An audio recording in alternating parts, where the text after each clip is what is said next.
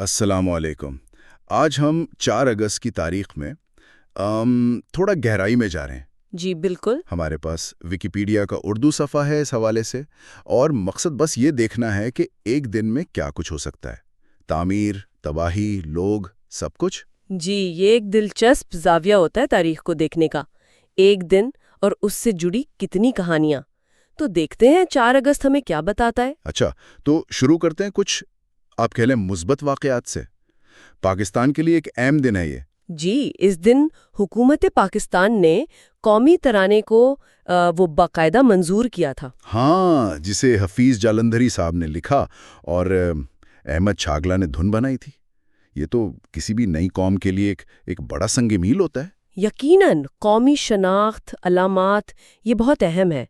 اور اسی طرح کی ایک اور مثال وہ جاپان میں ملتی ہے۔ اچھا۔ جی 4 اگست 1947 کو وہاں سپریم کورٹ قائم ہوئی۔ او واہ، یعنی جنگ عظیم دوم کے فوراً بعد۔ بالکل، ان کی کیا کہتے ہیں جمہوری تشکیل نو اور ایک نئے قانونی نظام کی طرف یہ بہت اہم قدم تھا۔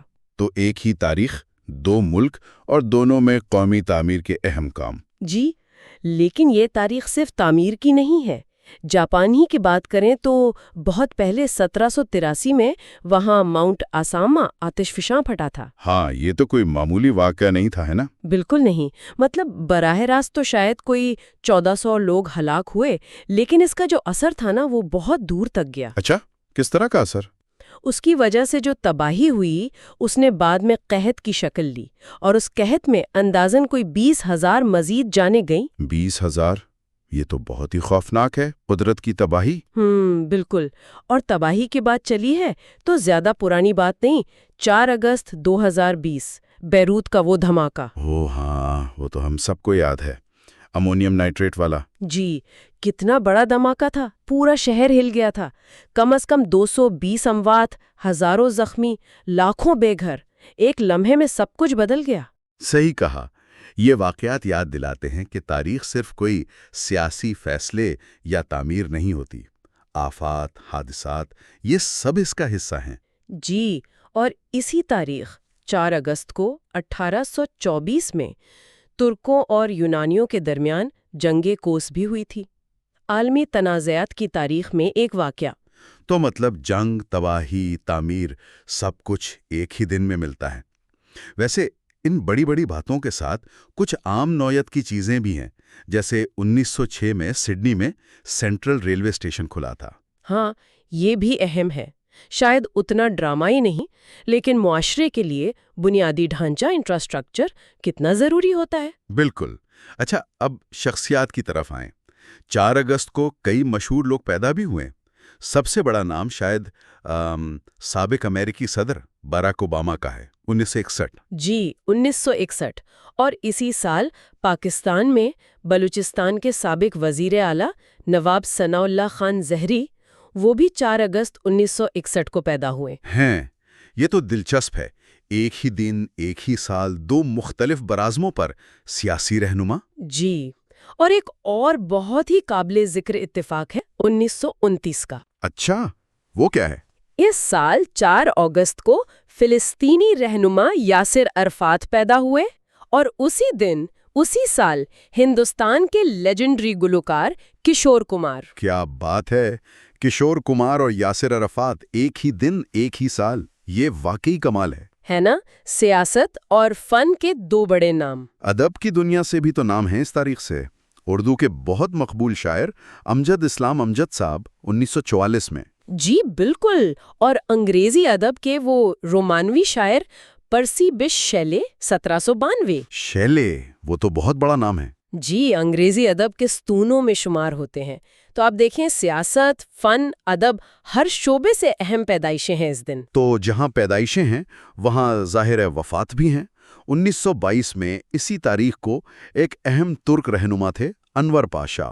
وہ وسطی ایشیا میں ایک لڑائی کے دوران شہید ہوئے۔ جی انور پاشا سلطنت عثمانیہ کے آخری دور اور پھر ترکی کی جدوجہد آزادی، اس دور کی ایک کہہ لیں متنازع لیکن بہت اہم شخصیت تھے۔ ان کا انتقال کس دوران ہوا تھا؟ وہ بیسماچی تحریک تھی، بلشویکوں کے خلاف لڑ رہے تھے، تو یہ ایک طرح سے ایک عہد کا خاتمہ بھی تھا۔ اچھا، پاکستان کے حوالے سے گلوکار اخلاق احمد صاحب کا انتقال بھی 4 اگست 1999 کو ہوا۔ جی، ان کے گانے بہت مقبول تھے، اور سائنس کی دنیا سے بھی ایک بڑا نام ہے امریکی ماہر حیاتیات فریڈرک چیپمن رابنس۔ نوبل انعام یافتہ؟ جی ہاں، پولیو وائرس پر کام کے لیے نوبل انعام ملا تھا۔ ان کی وفات 2003 میں اسی دن ہوئی۔ ان کے کام سے لاکھوں جانیں بچیں۔ تو اگر ہم سمیٹیں تو 4 اگست کی تاریخ ایک چھوٹی سی کھڑکی کی طرح ہے جس سے تاریخ کے بہت سے رنگ نظر آتے ہیں۔ بالکل، قومی شناخت بن رہی ہے، جیسے قومی ترانہ منظور ہو رہا ہے یا عدالتی نظام قائم ہو رہا ہے۔ دوسری طرف قدرت کی تباہی ہے، جیسے آتش وکاں، یا انسانی غفلت جیسے بیروت دھماکہ۔ پھر عالمی جھگڑے ہیں، جنگیں ہیں، اور ان سب کے بیچ میں عام زندگی بھی چل رہی ہے۔ اہم لوگ پیدا ہو رہے ہیں، وفات پا رہے ہیں، سیاست، فن، ادب، سائنس، ہر شعبے سے۔ جی، ایک بہت ہی کیا کہیں ملی جلی تصویر ہے۔